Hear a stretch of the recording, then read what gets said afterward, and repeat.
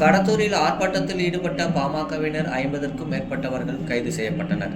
சென்னையில் நேற்று நடந்த ஆர்ப்பாட்டத்தில் காவல்துறையினரால் கைது செய்யப்பட்ட பசுமை தாயகத்தின் மாநில தலைவர் முனைவர் சௌமியா அன்புமணியை விடுதலை செய்ய கோரி கடத்தூரில் தருமபுரி கிழக்கு மாவட்ட செயலாளர் அரசாங்கம் தலைமையில் கண்டன ஆர்ப்பாட்டம் நடைபெற்றது. இதில் உடற்பயிர் இயக்க நிர்வாகி முத்துசாமி, ஒன்றிய தலைவர் பூமணி, கவுன்சிலர் முத்துக்குமரன், செல்வம், மாவட்ட செயற்குழு உறுப்பினர் அண்ணாதுரை, சின்னராஜ், சுதாகர், ஊடகப்பேரவை சதீஷ்குமார் உள்ளிட்ட 50க்கும் மேற்பட்டவர்கள் கைது செய்யப்பட்டனர்.